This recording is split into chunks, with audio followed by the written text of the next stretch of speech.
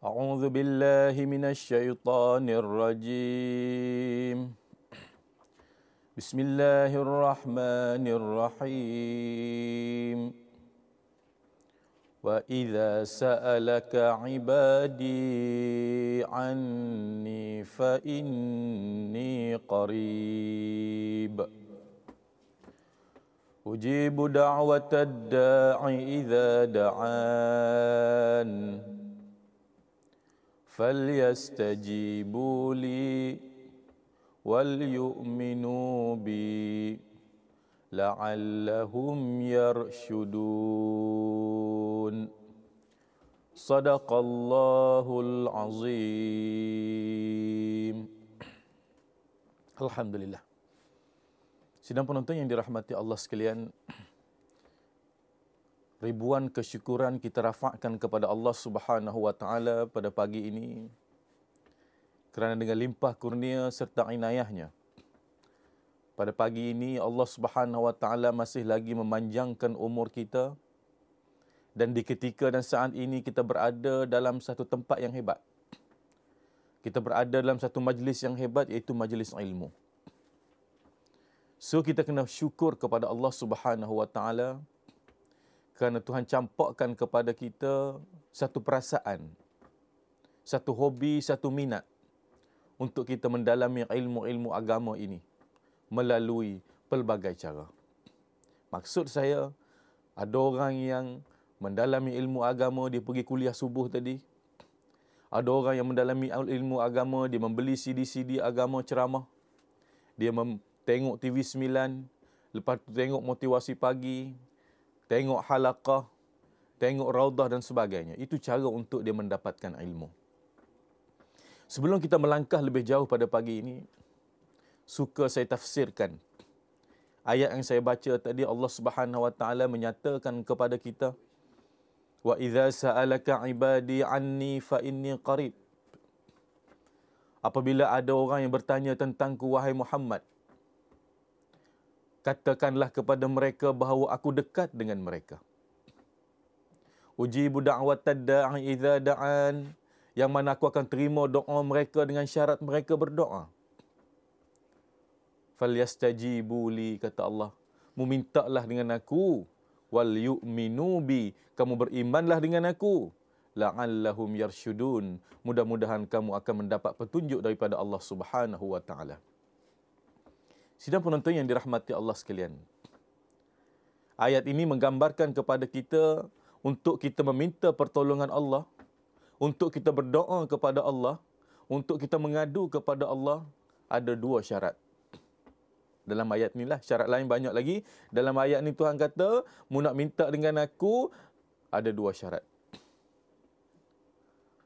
Falyastajibu li, yang pertama kamu kena minta, baru aku bagi. Hak aku nak bagi sendiri tu, kata Allah, tu kerja aku. Falyastajibu li, kamu kena berdoa, kamu kena minta, wal yu'minu bi, dengan syarat mu nak berdoa tu, kamu kena beriman kepada aku, kata Allah Subhanahu wa taala. La'allahum yarshudun, mudah-mudahan kamu akan mendapat petunjuk daripadaku, kata Allah Subhanahu wa taala. Jadi, kesimpulan sidang penonton yang dirahmati Allah sekalian, kita masih lagi dalam tajuk kerangka perbincangan kita, aku sakit, Allah penyembuh. Jadi kepada orang yang sakit di luar sana, saya dah bagi tahu tadi, kita kena berdoa. Sebab Rasulullah juga sakit. Di samping Rasulullah makan ubat, makan makanan sunnah, Rasulullah juga tidak lupa berdoa kepada Allah Subhanahu wa taala. Kerana penyakit datangnya daripada Allah, maka penyembuh pun adalah Allah Subhanahu wa taala. Sidang penonton yang dirahmati Allah sekalian, sinar baru yang kita temui pada hari ini selepas turunnya Al-Quran kepada Muhammad bin Abdullah, kepada junjungan besar kita Nabi Muhammad sallallahu alaihi wasallam, maka kita mempunyai sinar baru kerana Al-Quran mengandungi ayat-ayat perubatan. Al-Quran mengandungi mukjizat yang boleh menyembuhkan penyakit dengan cara yang begitu aneh.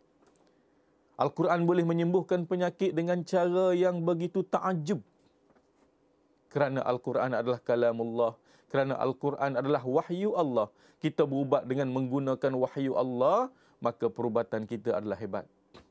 Kita pergi hospital sekalipun, kita makan ubat demam, kita makan ubat batuk, nak makan baca bismillahirrahmanirrahim. Tawakkaltu 'ala Allah, la haula wala quwwata illa billahil aliyyul azim. Satu perkara yang hebat, kita makan ubat untuk jasmani, rohani kita dapat penyembuhan daripada Allah Subhanahu wa taala. Jadi sidang penonton yang dirahmati Allah sekalian, sebagaimana yang saya janjikan kemarin, pada pagi ini kita nak menceritakan betapa hebatnya Al-Fatihah di dalam penyembuhan penyakit. Kerana Al-Fatihah itu kena ingat. Nak mula mencatat boleh dah ni. Catat nama-nama Fatihah ni, nak mula mencatat boleh. Lepas ni saya akan ajar bagaimana cara dan niat yang kita nak baca. Kerana Al-Fatihah itu adalah Ummul Kitab. Tuan-tuan tahu atau tidak? Selama ni tuan-tuan, bahawa Fatihah yang kita baca 5 kali sehari dalam sembahyang itu, sesungguhnya Fatihah itu mempunyai 7 nama. Ingat, ada 7 nama Fatihah.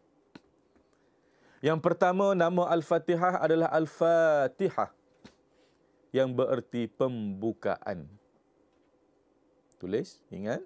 Sebab ubat ni kena catat daripada awal. Yang kedua, nama Al-Fatihah adalah Ummul Kitab, ibu bagi segala kitab. Yang ketiga, nama bagi Al-Fatihah itu ialah Alhamdu, segala pujian. Yang keempat, nama bagi Al-Fatihah itu Sab'ul Mathani, 7 puji-pujian. 4 dah nama Fatihah. Yang kelima, nama Al-Fatihah itu tuan-tuan Ar-Ruqyah. Apa maksud Ruqyah Ustaz? Jampi. Nama Fatihah yang kelima jampi tuan-tuan dan puan-puan. Yang keenam, nama Al-Fatihah adalah Al-Kanzu. Apa arti Al-Kanzu? Perbendaharaan. Dan yang ketujuh, nama Al-Fatihah ialah Al-Azim, keagungan, kebesaran, kehebatan. So, bermula pada pagi ni tuan-tuan, kita umur 72 baru tahu Fatihah tu ada 7 nama. Jadi saya nak ajak kita berbincang pada pagi ini tentang nama Al-Fatihah yang kelima, iaitulah Ar-Ruqyah, jampi.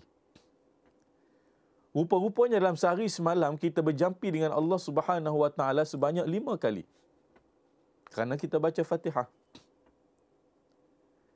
Dan mengapa Al-Fatihah ini disebut sebagai jampi? Kerana ada kisah yang berlaku di antara Abu Sa'id Al-Khudri dengan Rasulullah sallallahu alaihi wasallam. Kisah tu saya nak utarakan pada pagi ini. Kerana siapa baca Fatihah, kalau dia tahu kisah pula Fatihah tu ubat, Fatihah tu akan menjadi ubat bagi dia. Cepat jadi ubat. Sebab dia tahu rahsia di sebalik Al-Fatihah itu. Ceritanya begini tuan-tuan dan puan-puan. Satu hari, ringkas ceritanya, Abu Sa'id Al-Khudri bersama pasukan berkuda dia bermusafir ke padang pasir. Tiba-tiba bila sampai waktu senja, Abu Sa'id Al-Khudri mencari tempat perlindungan. Okey, nampaknya ada panggilan. Kita berhenti di situ cerita kita. Kita akan sambung selepas ini insya-Allah. Hello. Assalamualaikum Ustaz. Assalamualaikum warahmatullahi. Siapa di hujung talian? Sihat ke? Sihat, alhamdulillah. Saya Encik Abdul Halim bin Abdullah dari Persiaran Perak, Pulau Pinang, Ustaz. Syekh Abdul Halim, apa khabar? Alhamdulillah sihat. Selamat Ustaz. pagi. Selamat pagi Ustaz. Ceriakan dunia anda dengan tanyalah Ustaz. Ya, insya-Allah Ustaz. So, tanyalah saya Saya sekarang. nak tanya Ustaz tentang sekolah agama ni Ustaz. Ya. Agama perempuan. Ya. Kenapa mereka kerap kena histeria? Ya. Sedangkan sekolah selama lelaki, mereka tak kena. Orang perempuan yang banyak kena histeria Ustaz. Ya. Okay, terima kasih Ustaz. Sama-sama. Assalamualaikum. Satu soalan yang bagus. Tuan-tuan, dunia kita digemparkan 2-3 hari ini dengan histeria. Saya dihujani panggilan daripada sekolah-sekolah, tak kiralah daripada sekolah mana. Ustaz, sekarang ni histeria melanda di sekolah saya. Apatah lagi sekolah perempuan. Apatah lagi sekolah agama. Apatah lagi sekolah pondok. Apatah lagi sekolah tahfiz. Ini menjadi kegemaran jin laknatullah. Sebab apa dia tanya histeria berlaku pada orang perempuan? Saya dah sentuh 2 hari lepas. Tonton MHI, kita dah bagi tahu steps bagaimana untuk mengatasi histeria ini. Yang pertama, sebab apa berlaku pada perempuan? Tuhan sebut dalam Quran, ar-rijalu qawwamuna 'alan nisa. Lelaki itu sebenarnya lebih kuat daripada perempuan. Tuhan kata, iblis pun tengok orang mana lemah. So, perempuan tu dia lemah. Sebab tu iblis suka masuk dalam dia. Itu yang pertama. Yang kedua, perempuan itu dia ada satu masa yang dia cuti. Dia period. Waktu period ni dia tak sembahyang, dia tak boleh sembahyang. Bukan tak sembahyang, dia tak boleh sembahyang. Maka pada ketika itu dia lemah, maka jin ni akan serang orang tersebut. Yang ketiga, perempuan ni dia suka berfikir. Tengok isteri kita rumah sudahlah tuan-tuan dan puan-puan. Benda yang kita tak fikir, dia fikir. Dan dia cepat melenting. Biasalah tu. Jadi perasaan-perasaan seumpama ini boleh mewarnai kehidupan iblis dalam tubuh dia. Jadi apa pun kita bincang pasal histeria, saya nak sidang penonton di luar sana.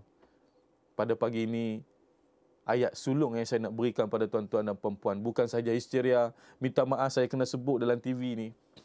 Saya kena sebut anak-anak kita yang nak pergi berkusuh di tepi-tepi hutan. Nak pergi mukhayyam. Nak pergi berkemah. Nak pergi PLKN sebagai contoh. Bacalah ayat ni tuan-tuan. Kerana bila kita pergi ke tepi-tepi hutan, kita pergi ke tepi-tepi laut, kita sudah masuk perkampungan yang lain. So, ayat mana saya nak berikan pada pagi ini? Satu ayat yang berbunyi. Ikut saya baca tuan-tuan dan perempuan. Satu benteng yang hebat untuk anak kita. Anak kita nak pergi sekolah, anak kita tak baca, kita baca atau hubung-hubung dia. Iblis tak pilih anak kita untuk histeria. Allah pilih anak kita boleh merawat pada hari itu insya-Allah. Ikut saya baca. Bismillahirrahmanirrahim. Wa huwal qahiru fawqa ibadih. Wa yursilu alaikum hafazah. Dan dialah Allah yang maha berkuasa ke atas hamba-Nya, dan Tuhan hantarkan bagi kamu penjagaan. Tuhan jaga kita. Siapa jaga kita? Malaikat jaga kita. Siapa baca ayat ni kata ulama, malaikat jadi bodyguard dia. Hebat tuan-tuan. Jadi jangan lupa ayat tersebut yang mana saya baca tadi, tuan-tuan boleh amalkan. Setiap kali baca Quran, setiap kali sudah sembahyang, ambil ayat tadi tuan-tuan dan puan-puan, jangan lupa. Dan kepada warden, kepada cikgu yang mengendalikan kes histeria, pesanan saya jangan panik. Sebab panik itu sifat iblis. Kita hadapi dengan tenang. Kumpul budak kat surau baca Yasin. Malam-malam panggil PIBG buat baca Yasin di sekolah. Insya-Allah Yasin 5 quri'alah. Yasin tu ubat bagi segala penyakit. Jadi sidang penonton yang dirahmati Allah sekalian, mudah-mudahan dengan pencerahan itu tadi memberi satu ilmu baru kepada sidang penonton bagaimana nak menghadapi histeria yang melanda negara kita pada ketika ini. Jangan panik, jangan ke mana-mana. Kita akan bertemu selepas ini dalam tips-tips rawatan daripada Al-Quranul Karim. Bertemu lagi selepas ini. Traveling on, traveling light through the hill. Allahumma ihdina. Okey, alhamdulillah tuan-tuan dan puan-puan, kesetiaan anda, kebanggaan kami di TV9 ini untuk bersama-sama berancangan dalam rancangan Tanyalah Ustaz. Alhamdulillah, kita terima email-email pada pagi ini banyak nampaknya. Kita pilih soalan yang terbaik. Kepada mereka yang mana emailnya tidak dilayan, saya harap jangan putus asa. Kita akan layan suatu hari nanti. Dan kita tengok soalan yang pertama kita pada pagi ini. Nurjannat Jailani daripada Batu Pahat, Johor. Assalamualaikum Ustaz. Waalaikumsalam warahmatullahi wabarakatuh. Anak saya lahir pada 23 November lalu. Dia kerap menangis dan sentiasa hendak didukung. Tidak pasti sama ada gangguan atau tidak. Saya tidak mahulah dia sentiasa didukung kerana bimbang akan menyusahkan bila dihantar kepada pengasuh nanti. Mohon tips dari Ustaz, ayat-ayat yang boleh dibaca untuk menenangkannya. Terima kasih. keluhan daripada seorang ibu yang mempunyai seorang cahaya mata yang mana anaknya sering menangis. 23 November lalu dilahirkan.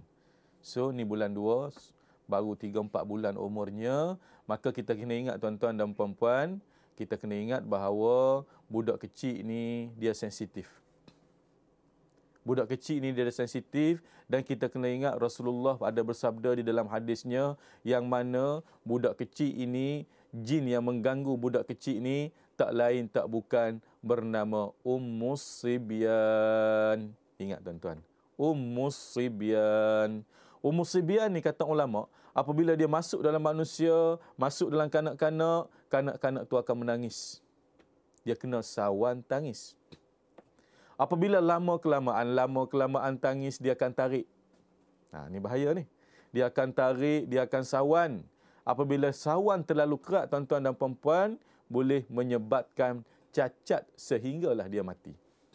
Tuan-tuan, sayang anak yang kita buat, anak yang kita kandung 9 bulan, dihiasi dengan senyuman, dihiasi dengan tangisan. 4 bulan kita bela elok, tiba-tiba demam panas tarik, cacat sampai mati, tuan-tuan dan puan-puan.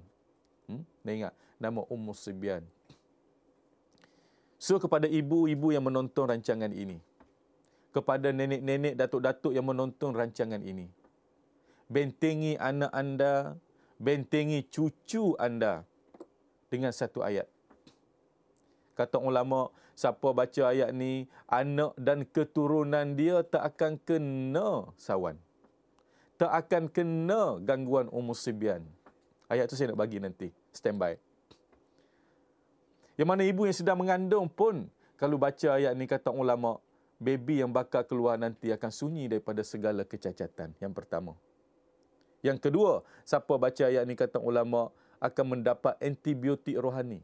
Anak kita pergi sekolah, anak-anak lain kena histeria, anak kita senyum dalam kelas. Tak kena. Hebat masa kita mengandung tu kita bagi antibiotik. Yang pastinya tuan-tuan teruja dengan ayat tersebut. Duk tunggu-tunggu dah. Ni saya nak bagi. Yang ni kena pegang kat dada. Sebab tuan-tuan dan puan-puan ada anak, ada cucu. Sekarang, insya-Allah, letak tangan kanan kat dada. Ikut saya baca. Kalau tuan-tuan nak lah, tak nak tak payah pegang pun. Tuhan nampak walaupun saya tak nampak. Bismillahirrahmanirrahim.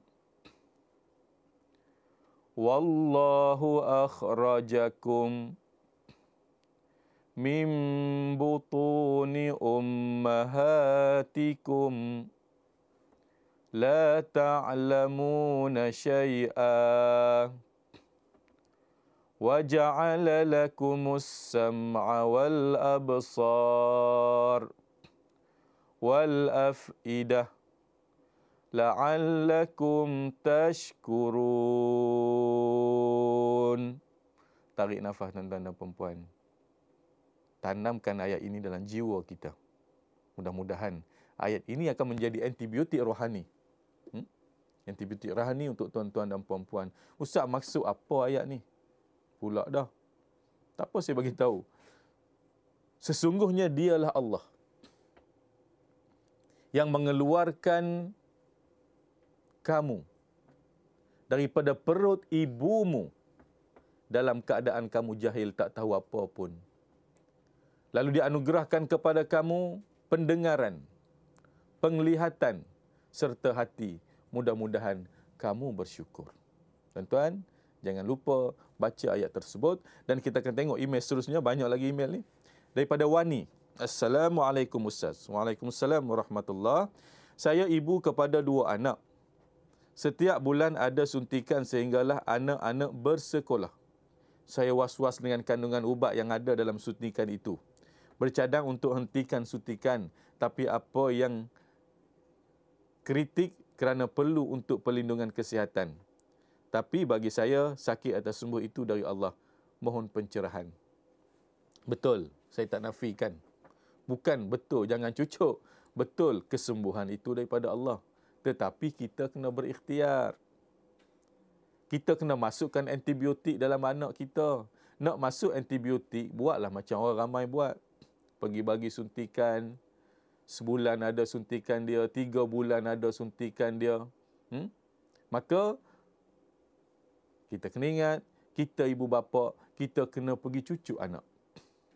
Sebab anak kita yang sebulan 2 bulan tu tak pergi cari doktor sendiri suruh cocok. Ingat, kita dukung dia buat pergi jumpa doktor, doktor cucuk dia, maka itulah nafkah kita kepada anak kita. Nafkah jasmani, kita bagi suntikan, bagi makan, bagi susu, bagi ubat, maka itu ibu bapa yang terbaik sebab dia ikhtiar supaya anak dia ada antibiotik yang boleh melawan penyakit-penyakit. Okey, soalan yang seterusnya kita tengok pada pagi ini. Daripada Haryati. Assalamualaikum Ustaz. Sejak 2 tahun lalu gastrik saya agak teruk sehingga mengganggu emosi dan kehidupan. Saya jadi takut. Sentiasa fikir bukan-bukan dan kerap mimpi yang merapu-rapu. Sekarang jadi semput pula. Dan kadang-kadang saraf bergetar. Mohon bantuan Ustaz. Macam-macam hal tuan-tuan dan puan-puan. Macam-macam penyakit yang di-emailkan kepada saya ni. Mudah-mudahan dengan penyakit yang dia kongsi itu, kita boleh kongsi ilmu ini. Kita kalau kita sakit, terutamanya angin dalam tubuh, duk sedawa, pagi-pagi muntah, sakit dalam perut, pergi jumpa hospital. Hospital kata gastrik. Bila hospital kata gastrik, disusuli pula dengan mimpi-mimpi takut tadi. So kalau mimpi ni, kita kena menjurus kepada perubatan Islam dah. Sebab kalau kita cerita mimpi pada doktor, doktor tak ambil satu bahan kajian tentang mimpi ni.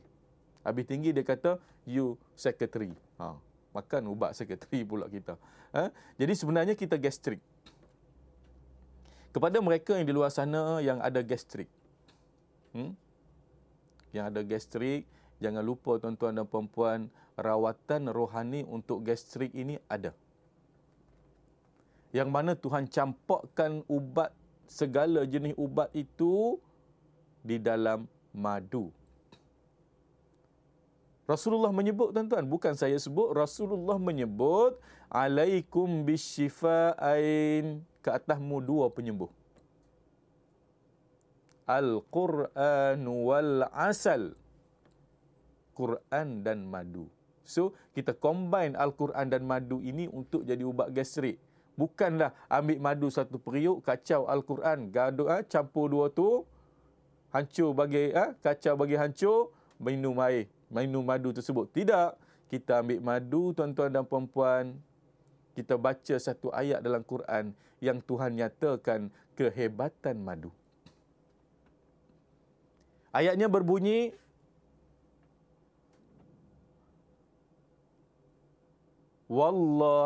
ayatnya berbunyi yang mana Allah Subhanahu Wa Taala menyatakan madu itu sembuh.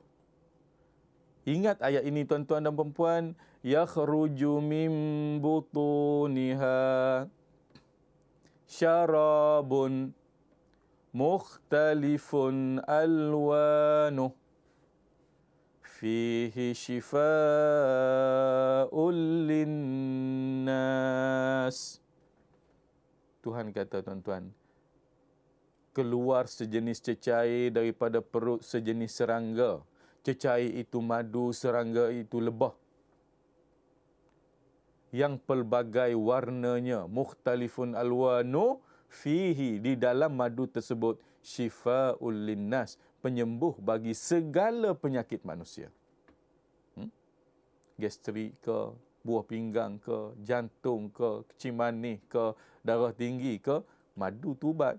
Rasulullah sebut, Tuhan berfirman berkenaan dengan madu ini. So, cara lagu mana? Ambil madu satu sudu, baca, buh dalam air zam-zam, kacau-kacau, kita minum. InsyaAllah, kita akan mendapat penyembuhan daripada keberkatan ayat Quran yang Tuhan sebut pasal madu tadi, tuan-tuan dan puan-puan. Ingat? Okey, seterusnya. Dan malam-malam pula dia mimpi merapu-rapu. Mimpi merapu-rapu ni, kita kena kesan. Ustaz, mana boleh kesan mimpi sebenar mainan tidur? Tuan-tuan, saya tahu mimpi itu mainan tidur. Tapi kita kena ingat, Nabi-Nabi dulu pun di antara tanda-tanda kenabian adalah mimpi. Di antara 42 tanda-tanda kenabian, salah satunya adalah mimpi. Mimpi ni satu benda yang hebat. Tengok Nabi Ibrahim sembelih Nabi Ismail alaihissalam dalam mimpi. Tengok Nabi Yusuf sebelah bulan sebelah bintang sujud kepada dia dalam mimpi. Nak cerita mimpi ni kita boleh guna pakai. Dengan syarat kita bermimpi dalam keadaan tidur kita yang bagus. Ada wudu.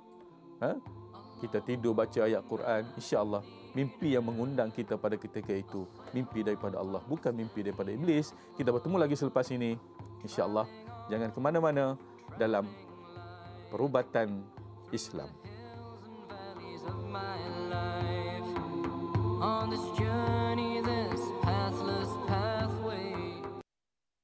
Apa dia? Dah terlepas nak menonton AJL 28? Relax. So, anda semua jangan menggelabah. Apa yang susah? Kita kan ada tonton muzik. So, apa yang ditunggu lagi? Jom layari www.tontonmusic.com.my. Jadilah yang pertama menerokai portal muzik terbaru Tonton Muzik.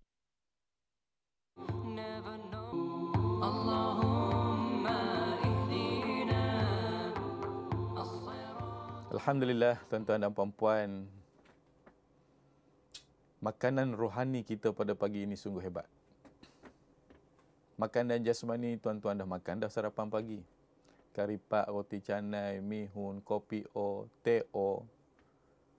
Dan makanan rohani ada depan kita pun sekarang. Duk makan sambil menonton. Waktu rohani yang saya duk bagi ni jasmani.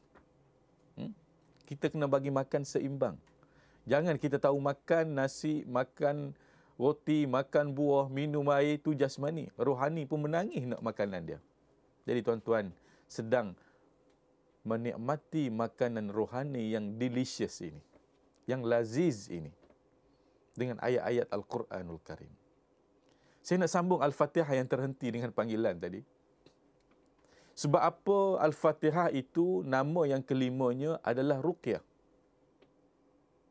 Satu hari tuan-tuan dan puan-puan, Abu Sa'id Al-Khudri bersama rombongan berkudanya bermusafir ke padang pasir. Ingat cerita ni. Siapa ingat cerita ni, Fatihah tu cepat jadi ubat bagi dia. Sebab dia tahu sejarah Fatihah. Apabila sampai di tengah-tengah padang pasir waktu senja pada ketika itu, tidak ada tempat yang Abu Sa'id Al-Khudri nak berlindung. Maklumlah tuan-tuan, di tengah padang pasir ni banyak musuh. Ada serigalanya, ada ularnya. Alangkah indah kalau rombongan dia itu berkampung di salah satu kampung. Maka tiba-tiba Abu Sa'id Al-Khudri bertemu dengan satu kampung yang mana Abu Sa'id Al-Khudri minta dengan ketua kampung itu untuk berlindung satu malam saja. Maka ketua kabilah itu mengatakan, aku tidak benarkan kamu bermalam di kampung aku. Kerana aku tak kenal mu ni siapa, rombonganmu ni rombongan siapa, mungkin malam ni kamu nak merampok aku, maka aku tak benarkan. Lalu Abu Sa'id Al-Khudri, tuan-tuan, dengan penuh kekecewaan, mencari satu tempat di Al-Wadi. Apa itu Al-Wadi? Di perlembahan padang pasir itu. Apabila berkampung di Al-Wadi itu, tuan-tuan dan puan-puan, ketua kabilah yang menghalang Abu Sa'id Al-Khudri untuk berkampung di kampung dia tadi, tiba-tiba pada satu malam, ketua kabilah, ketua penghulu kampung tersebut disengat kala jengking. Apabila disengat kala jengking pada ketika itu di tengah-tengah padang pasir, tak ada ubat, tak ada perawat, maka penghulu tadi menangis, menjerit kesakitan. Maka anak buahnya tak sampai hati tengok. Pergilah jumpa guru Abu Sa'id Al-Khudri, baru nak berkawan. Dia tanya apa kepada golongan tersebut, rombongan tersebut? Dia tanya, man minkum raqin? Ada dah di antara kamu yang ramai-ramai ini boleh berjampi? Maka pada ketika itu, Abu Sa'id Al-Khudri yang nak perlindungan daripada ketua kampung nak berkampung di situ pada malam itu, Abu Sa'id Al-Khudri kata, insya-Allah aku boleh jampi. Maka dibawa Abu Sa'id Al-Khudri ini berjumpa ketua kabilah tersebut. Apabila Abu Sa'id Al-Khudri tengok kat kaki, rupa-rupanya penghulu tersebut disengat kala jengking. Lalu Abu Sa'id Al-Khudri pun baca satu ayat, Yang mana Abu Sa'id Al-Khudri pun sapu tempat yang kena itu. Iaitulah Abu Sa'id Al-Khudri baca, lalu tiup, lalu Abu Sa'id Al-Khudri usap tempat yang kena sengat itu. Tiba-tiba tuan-tuan, sakit yang begitu kuat tiba-tiba hilang. Apabila hilang, maka seronoklah penduduk kampung itu. Penghulu mereka sudah sembuh daripada kesakitan kala jengking tadi. Maka berita ini sampai kepada Rasulullah sallallahu alaihi wasallam. Lalu Rasulullah tanya Abu Sa'id Al-Khudri, "Ya Abu Sa'id, hei Abu Sa'id, bila pula mu jadi tok bomo ni? Bila pula mu boleh berjampi ni? Begini cerita ya Rasulullah." Abu Sa'id Al-Khudri cerita pada Rasulullah, yang mana aku pun tak tahu apa yang aku baca tu ubat. Lalu Fatihah tanya, Abu Sa'id Al-Khudri tanya, "Mu baca apa Abu Sa'id?" "Ya Rasulullah, pada ketika itu aku tak tahu, tak ingat ayat apa. Aku hanya baca Al-Fatihah." Maka Rasulullah membenarkan bahawa Al-Fatihah itu adalah ubat. Sempena daripada cerita inilah Fatihah itu dinamakan ruqyah, iaitu jampi. Kita terima panggilan tuan-tuan dan puan-puan. InsyaAllah. Hello. Ya, Assalamualaikum. Assalamualaikum warahmatullahi. Siapa di ujung Saya talian? Salamah dari Kuala Kurau. Salaman, Salamah. Okey. Ya. Saya nak tanya ni, orang sakit macam mana apa? Sakit apa tu tak clear? Apa sebugu? Seguguk. Dan tapak kaki duduk menyucuk tu. Nak tanya doa dan ubat dia. Bagus. Ya. Assalamualaikum. Assalamualaikum. Terima kasih. Sakit seguguk dan kaki menyucuk. Sakit seguguk ni tak kena pada orang lelaki. Kalau orang lelaki pergi jumpa kita, dia kata sakit kedua seguguk, bohong. Sesungguh ada. Jadi tuan-tuan dan puan-puan, seguguk ubat yang paling hebat, kita kena ingat kaedah yang saya bagi tahu tadi.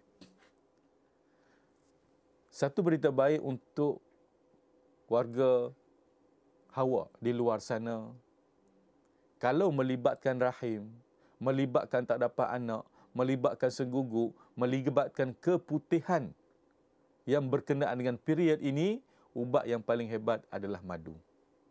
Guna kaedah tadi, ambil air zam-zam, baca ayat saya suruh baca tadi, minum.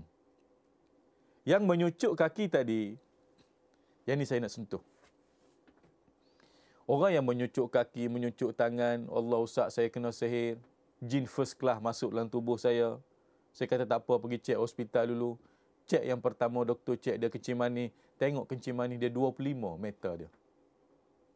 Dan kencing manis ni tuan-tuan, dia akan menyucuk. Mata akan kabur bila kena kencing manis ni. Jadi, sebelum kita menuduh jin, kita tanya dulu doktor. Kalau doktor kata awak normal, tak ada apa penyakit pun, lalu kita carilah perubatan Islam. Dan ayat yang menyucuk tadi juga tuan-tuan dan puan-puan, kita boleh gunakan kaedah madu tadi. Sebab apa yang saya bagi tahu tadi, madu itu adalah perubatan yang fleksibel. Dia boleh berubah semua tu. Sebab kenyataannya daripada Allah Subhanahu Wa Taala. Saya ulang lagi ayat tu, yakhruju min butuniha syarabun mukhtalifun alwanu fihi shifaa'ul linnas. Baca ayat tu banyak-banyak tuan-tuan. Insya-Allah kita akan mendapat kesihatan. Kita tidak akan seguguk lagi. Kita tidak akan menyucuk lagi kaki. Biiznillah, dengan izin Allah. Tuan-tuan, saya harap tuan-tuan jelas apa yang saya bagi tahu ini, kerana itu adalah ubat yang paling hebat, bukan daripada saya, daripada Allah Subhanahu Wa Taala, bukan daripada saya, daripada cecair sejenis binatang, cecair sejenis serangga yang bernama lebah, cecair itu bernama madu. Maka madu itu sebagai ubat dengan syarat madu itu adalah madu asli. Madu itu adalah madu asli. Jangan cari madu-madu yang campur-campur ni, tak nak. Yang pure daripada Allah Subhanahu Wa Taala. Jadi sidang penonton yang dirahmati Allah sekalian, mudah-mudahan dengan pencerahan itu mendapat sinar baru kepada mereka yang mempunyai penyakit, kepada mereka yang mempunyai masalah. Ingat, ni'matani maghbubatani, kata Rasulullah, dua nikmat yang manusia suka, as-sihah wal faragh, kesihatan dan kelapangan. Tak ada orang saya tanya selesa tak sakit. Tak ada seorang pun jawab sedap sakit ustaz, tak ada. Bahkan jawab tak selesa ustaz sakit. Orang lain sembahyang berdiri, saya duduk atas kursi. Orang lain boleh makan 2 pinggan, saya makan 3 sudu. Orang lain makan kok mulut, saya makan kok hidung. Jadi tak selesa tuan-tuan dan puan-puan. So, untuk menambahkan antibiotik rohani dalam jiwa kita, kita dekatkan diri kita dengan Al-Quran. Kita dekatkan diri kita dengan cara hidup Rasulullah sallallahu alaihi wasallam, sebab laqad kana lakum fi Rasulillahi uswatun hasanah. Pada kamu itu contoh ikutan yang terbaik. Role model kamu adalah Muhammad bin Abdullah Rasulullah sallallahu alaihi wasallam. Kita terima panggilan yang seterusnya. Hello. Hello. Hello. Hello, Assalamualaikum. Assalamualaikum warahmatullahi. Saya nak Siapa di ujung talian sebelum tu? Saya Zaitun dari Nilai. Zaitun. Okey, sila Puan Zaitun. Soalan anda. Gini Ustaz, anak saya tu lelaki lah. Dia kadang selalu dia nampak pelik-pelik. Dia selalu cerita dengan saya lah. Kadang dia kat rumah tu, kalau kawan-kawan kakak dia mari, dia kata, dia tanya, kawan tu berapa orang? Kadang anak kakak dia tu kawan dia 5 orang kan. Dia kata, apa adik nampak 6 je kan tu. Seribu bapa pun jadi kalut panik kan? Dia selalu nampak lah lebih. Lepas tu kalau keluar dia tu, dia nampak okey, tak apa, saya faham soalan anda. Okey, kita akan jumpa lagi selepas ini insya-Allah. Assalamualaikum. Jangan ke mana-mana. Okey. Kita bertemu lagi selepas ini dalam pencerahan yang bakal diberikan insya-Allah.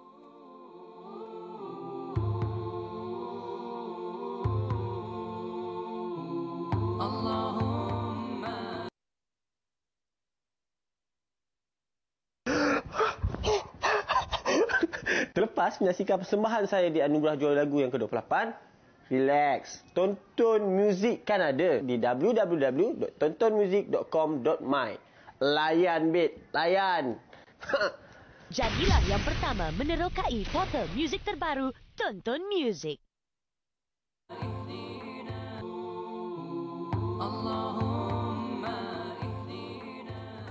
Tuan-tuan dan puan-puan, sidang penonton yang dirahmati Allah sekalian, tahniah daripada saya, tuan-tuan sanggup tunggu hingga ke blok terakhir, hari yang terakhir rancangan kita. Hebat tuan-tuan. Tuan-tuan Tuhan campurkan minat. Lepas ni boleh jadi Tok Bomo insya-Allah. Boleh jadi perawat Islam dengan ayat-ayat Quran, bukan dengan hai mambang tanah, mambang api, mambang angin, tidak, dengan wahyu Allah. Jadi saya nak jawab persoalan tadi. Dia cerita anak dia di rumah nampak sesuatu yang orang lain tak nampak. Tuan-tuan, kanak-kanak ni hijabnya dibuka oleh Allah Subhanahu Wa Taala. Bukan semua kanak-kanak lah. Ada orang yang cerita pada saya, Ustaz, anak saya ni ada kawan di rumah. Saya tak payah mengasuh dah. Saya pergi kerja pun dia duduk main dengan kawan dia tu. Saya tanya nama kawan tu apa? Tak nampak pun, Ustaz. Mak ayah pun bersubahat dalam mendidik anak-anak dia berkawan dengan jin laknatullah. Tak payah. Syarat kanak-kanak ni tuan-tuan, kalau dia di rumah, dia tunjuk, Pak, ada orang tu atas shilling. Tak ada pun. Sebab dia nampak, betul dia, kita salah. Itu yang pertama. Lepas tu kadang-kadang rumah kita tu bermasalah. Dalam arti kata, rumah kita itu ada penghuni yang tidak diundang, yang tidak membayar sewa. Iaitu jin laknatullah. Maka, rumah yang bermasalah ini, saya nak sebut sekali lagi di sini, antara tanda-tanda rumah yang bermasalah ialah yang pertama, sering nampak kelibat atas rumah tu. Pertama. Kedua, malam-malam bunyi. Ketiga, kita duduk rumah flat, malam-malam bunyi main guli atas. Oh, betul, ada tu. Memang. Bunyi alih kursi, kukreng tengah malam. Bunyi orang duduk menumbuk. Dan sebagainya, rumah kita tu ada penghuni, maka apa perbincangan kita sekalipun tuan-tuan, berancangannya saya dengan tuan-tuan dan puan-puan, saya nak bagi cara mengelak. Nak bagi ubat terus. Kita tak ada masa. Kita kena ingat dengan satu perjanjian yang Nabi Sulaiman AS dah warning pada Ifrit. Dah warning pada penghulu bagi segala jin, dah ada MOU rupa-rupanya Nabi Sulaiman dengan jin laknatullah ini, dengan iblis ini. Apa kata Nabi Sulaiman AS? Satu doa. Unashidukum bil ahdil ladzi akhadhahu alaikum Sulaiman an takhruju, salin jangan tak salin, wa tarhalu min baitina unashidukumullahu alla tu'dhu ahada wa tarhalu min baitina. Yang bermaksud, aku peringatkan kamu dengan perjanjian yang dibuat di antara kamu dengan iblis dengan jin laknatullah, supaya kamu keluar dan berpindah daripada rumah kami. Dan aku peringatkan sekali lagi kepada kamu, alla tu'zu ahada, jangan kamu menyakit anak-anak aku atas rumah ni. Sesiapa saja atas rumah ni, wa tarhalu min baitina, kamu nyahlah daripada rumah aku. Itu pesanan. Satu doa yang begitu hebat, tuan-tuan. Bahkan kata ulama, doa ni kita tulis kat manilakat, kita tampal kat dinding pun dengan izin Allah, mereka tidak akan masuk dalam rumah kita. Ayat yang begitu hebat. Jadi sidang penonton yang dirahmati Allah sekalian, mudah-mudahan dengan pencerahan itu akan mendapat satu sinar baru dalam kehidupan anda, satu ilmu baru yang mana kita seorang yang hebat kalau kita boleh merawat. Insya-Allah. Jadi sidang penonton yang dirahmati Allah sekalian, saya nak golongkan setelah beberapa hari kita berancangan daripada hari pertama, tuan-tuan tunggu saya sampailah ke blok last hari yang terakhir ini. Saya nak buat satu penggulungan kerana ini penting sebab ceramah saya lain daripada yang lain, sebab saya bagi ijazah ayat-ayat Quran, maka kena tahu cara nak guna lagu mana. Yang pertama, saya nak pesan, saya sentiasa pesan, yang pertama sekali, kita baca ayat Quran bukan niat kita nak ubat, bukan niat kita nak hebat, bukan niat kita nak mantap. Kita baca ayat Quran yang pertama sekali, kita nak pahala Allah. Tu niat mula-mula kita baca. Apabila turun pahala, maka akan hadirlah keberkatan. Apabila turun keberkatan, maka akan datanglah kesembuhan. Kita kena pegang di situ. Yang keduanya, kita baca ayat Quran ni, kena baca dengan penuh keyakinan. Quran tu ubat. Tak yakin, tak jadi ubat. Seelok-eloknya, kita baca ayat Quran, kita tahu tafsir, kita tahu sebab ayat itu diturunkan oleh Allah Subhanahu Wa Taala. Itu yang kedua.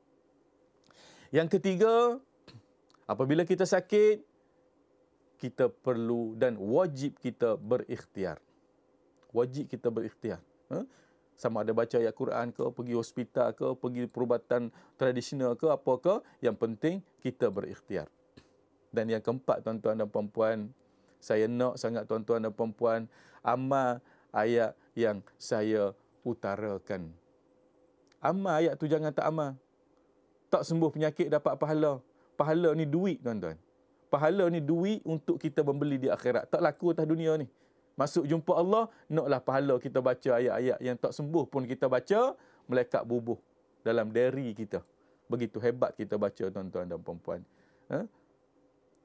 Dan kita kena ingat, ayat yang kita baca itu juga, setiap kali lepas sembahyang, kita baca sekali. Saya tak minta banyak, tuan-tuan. Saya tahu tuan-tuan dan puan-puan rajin.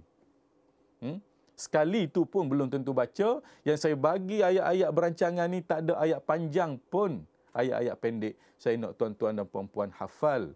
Ingat, jangan tak ingat. Jangan tak ingat. Kerana Allah Subhanahu Wa Taala suruh kita penuhi dada kita ini dengan ayat-ayat suci Al-Quran. Ala bizikrillahi tatma'innul qulub. Tidakkah dengan mengingati Allah itu, jiwa kamu akan tenang. Jiwa kamu akan tenang. Jadi kita kena ingat bahawa apabila kita berubat, kita nak minta dengan Allah Subhanahu Wa Taala, benda pertama yang kita kena ingat dalam konsep ibadat. Sebab berubat itu satu ibadat, kita baca ayat Quran ini satu ibadat, kita kena ingat dengan pesanan Rasulullah sallallahu alaihi wasallam yang mengatakan, yang bersabda kepada kita, dalam kita nak beribadat ni ada petua dia. Apa petua itu?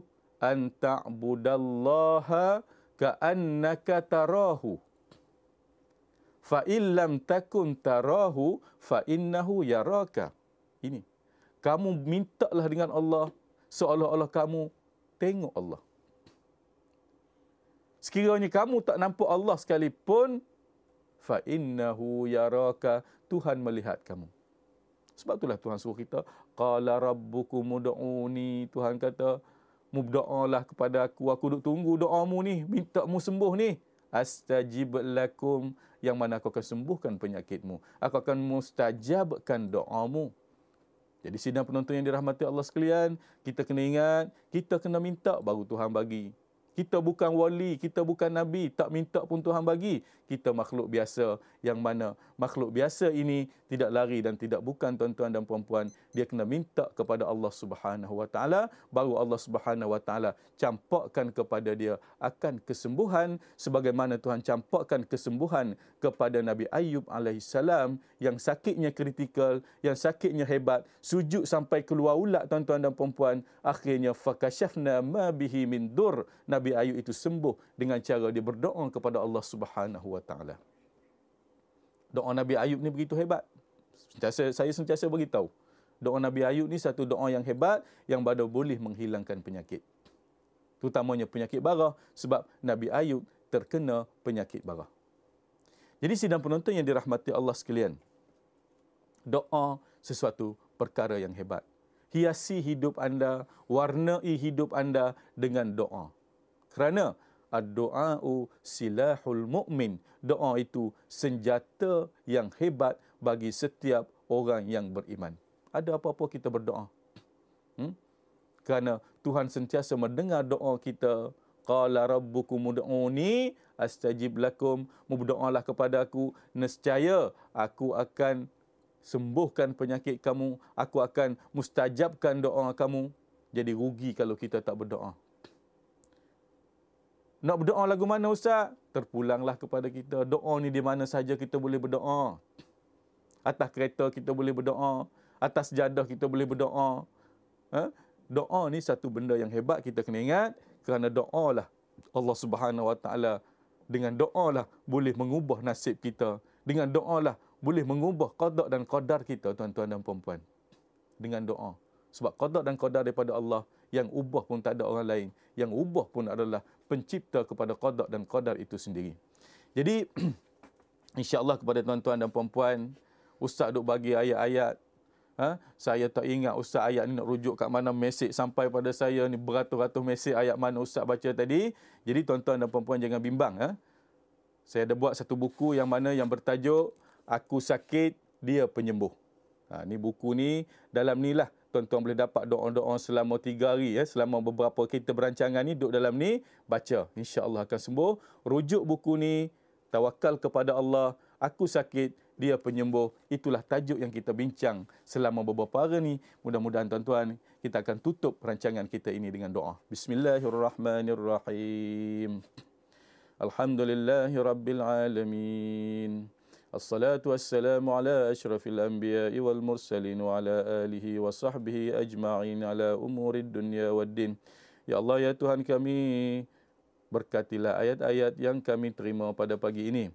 Jadikanlah majlis ilmu kami majlis yang diberkati oleh-Mu, ya Allah.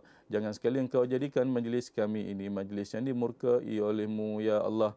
Ya Allah, ya Tuhan kami, sekiranya ada di antara kami yang sakit, maka sembuhkanlah kami, ya Allah. Sekiranya ada di antara kami yang bermasalah, maka selesaikanlah masalah mereka, ya Allah.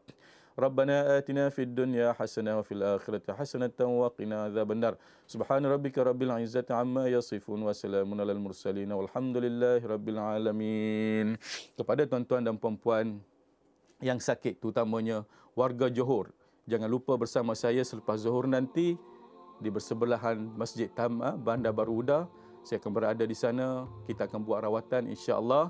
Esok tengah hari saya di Taman Samudera Manjung, malamnya, petangnya di Taman Haji Ahmad Jamil, Kepala Batas, Tasik Gelugur. InsyaAllah kita akan bertemu di sana dalam penyembuhan daripada Allah Subhanahu Wa Taala. Kita hanya berikhtiar. Wabillahi taufiq wal hidayah. Wassalamualaikum warahmatullahi wabarakatuh.